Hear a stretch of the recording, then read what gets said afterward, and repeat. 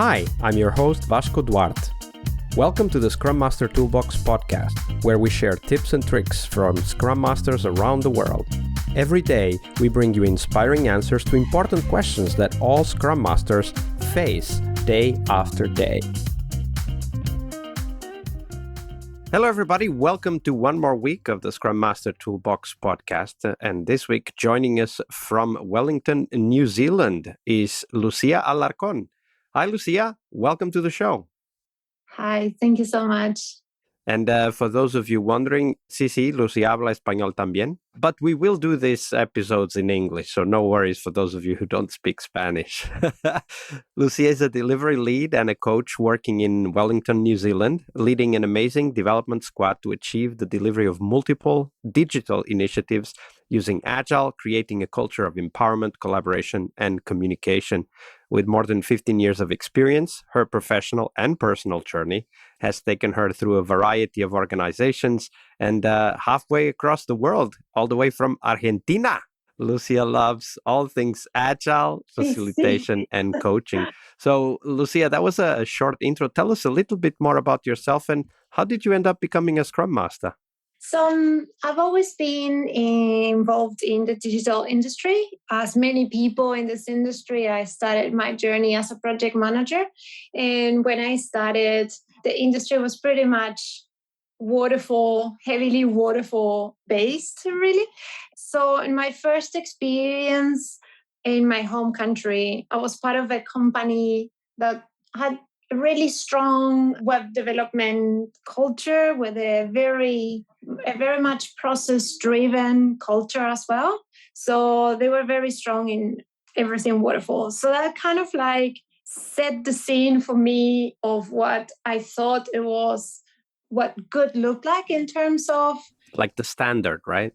Yeah, the standard. And it was pretty much following the traditional waterfall model of making the project manager the center of everything.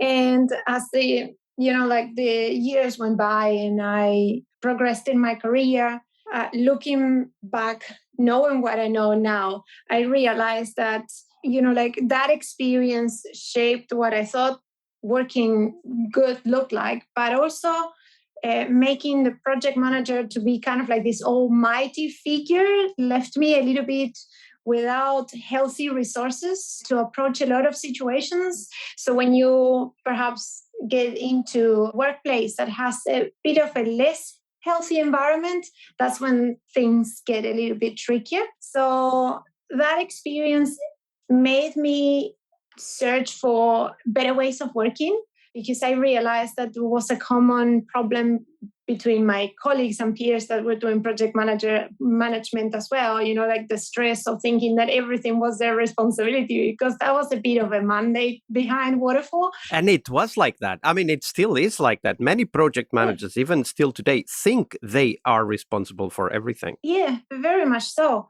And, I observed that it was a stressful place to put yourself in, but also I observed it with others, and many of my colleagues that started around the same time as me dropped the profession altogether. That it can be as bad as that, Anyway, long story short, that encouraged me to find better ways of working, and I explored a lot everything that I could find related to workplace culture, coaching, psychology, group dynamics, etc., until I stumbled upon Agile. And that's when I realized that was definitely something I wanted to invest in, because the framework and Agile as a mindset includes a lot of tools, resources, and elements to bring your whole self to work. And it puts people in a much healthier mindsets to approach their work and their career. So that's how I started, really. And that's a beautiful story. Thank you for sharing that. It kind of reminds me that many of our guests in the past have kind of discovered Scrum and being a Scrum Master by accident. But your story also reveals something that has not been so common here on the podcast, which is that you were already very much conscious and aware of the downfall of being a project manager and the expectations put upon project managers from the traditional process perspective, or waterfall, as we lovingly call it, of course. And that kind of excites me about asking the next question, because, of course, the next question is a story of failure, a story when we did our best, but our best just wasn't good enough. And now I'm interested what kind of story you bring us, because I mean, many of us as project managers, myself included, kind of discovered Scrum by accident, not because project management didn't work, but rather because Scrum just proved that it worked better, but we were not necessarily looking for it. But you were, like you had that mindset, you were looking for better. So I'm really interested to hear your story. So tell us that story, Lucia. Sure. So a while back, I had just started in a new company. So I was pretty much new to the company as well. And I was given a large project that was just starting. And in this project, there was a product owner assigned to the project. And soon I realized this product owner wasn't really very much available to work with us, and probably wasn't really the intention of the person. The person had been assigned this role, but through their actions, they didn't really show that we're with the headspace or the interest even to, like fulfill that role. And reflecting on the situation now, I realized that probably I wasn't effective enough at communicating the risk that this meant to the project and to the Scrum process. So tell us a little bit more about that. So you said maybe I wasn't effective enough at communicating the risk. But as you look back, what was happening at that time? What was it that you were trying to tell the PO and not working? The situation was that obviously the PO was pretty much leaving everything to us, and this person wasn't available to meet for meetings or decision making until it was essentially necessary. It was hard to pin this person down for a catch up or anything. And obviously what happens is that when you've got a very capable team with committed individuals, they start filling the gaps that a product owner might leave, and that is a bit of a risk for the team and the project itself, because you would only be able to do that partially correctly. You will lack the information and the skills necessary. So I think in terms of communicating that effectively, it is important to convey what the role of the product owner is clearly, and not just convey the risk of the lack of, the product owner not being available for the team. Elaborate a bit more to ensure that the rationale supports the communication, right?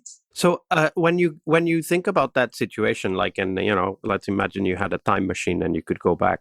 What are the things today you do differently when it comes to conveying the importance of the PO role and what that means to the people you work with? So first and foremost, I think it is important to try to connect one-on-one with the product owner and understand where they are at, what are the expectations, what they can do, when they cannot do, and what's their understanding of the role. I think assumptions can be a big problem when it comes to working with someone you perhaps haven't worked before, and that person is given a role. You might assume that because the person has been given the role, they know well what that role means. So I think it is important to connect one-on-one with the person, understand where they are at first, and then work from there. If the person perhaps is not entirely across the ins and outs of the role, try to meet them halfway and try to help them and coach them as you go. And it might happen that at some point you might have to make calls if the situation, doesn't improve, on is there anything that could be done differently to better support the product owner. Perhaps there needs to be something supporting this product owner, like a BA, or perhaps there needs to be reconsider if Scrum is the right approach. If the product owner struggles and it is not going to be available, it's not going to provide, be able to fulfill that role. Yeah, absolutely. As you were describing these approaches, so like different levels of intensity in communicating with the product owner, right? Like, just communicate the role, maybe communicate the expectations clearly. There's a checklist that I put together, the product owner sprint checklist for teams that want to have that conversation, to start that conversation with the product owner. And I'll put the link in the show notes. And this kind of highlights the importance of the relationship between the Scrum Master and the product owner, and how sometimes the Scrum Master needs to act a little bit like a teacher, right? Like, you're training the product owner to take on a role that maybe they weren't ready to take on, but they were assigned that role, or maybe they're just lacking some tools when it comes to vision, or when it comes to story mapping or decision-making, prioritization, etc. And I think it's very important for us to accept as Scrum Masters that we need to be there for the product owner and help them get forward. Of course, up to a point, right? If we do feel that things are not progressing, we can always raise that as a blocker to management. But definitely, I see the role of the Scrum Master very much as also a helping hand and a support for the product owner. What do you think about that, Lucia? Yes, 100%. I think sometimes these can get a bit difficult to navigate when you've got a bit of a disparity in the relationship between a Scrum Master and a product owner. For example, in certain cases, the product owner could be on the client side, whereas the Scrum Master is like a supplier. A supplier, exactly. So when you've got this kind of like disparity in the relationship, because you come from different companies and you perhaps have different levels of power, if you might call it somehow, like that could become a bit tricky to navigate. So I feel that one important thing to talk about at the very beginning, and also perhaps in a one-on-one context with the product owner, is to set the expectation that your role as a Scrum Master is to support in terms of running the process. So your suggestions and your when you share knowledge is directed to ensure that the process is running as best as possible for the benefit of the people involved. So it's not about the person, correcting a person. It's about supporting for the Scrum process to be in its best shape for the service of the team. Yeah, and of course, first for it to even be possible, right? Because the PO is a critical role in Scrum. Yeah, it is. Lucia, this was a great story and lots of great tips. So thank you for sharing that with us. Thank you for having me. Monday is about what we learn from our obstacles and our failures. But tomorrow is Team Tuesday here on the Scrum Master Toolbox Podcast. We explore teams and their journeys, the habits they develop that threaten their performance, how each of our guests helped their teams evolve, and the one key lesson they learned from that experience. We really hope you liked our show. And if you did, why not rate this podcast on Stitcher or iTunes? Share this podcast and let other Scrum Masters know about this valuable resource for their work. Remember that sharing is caring.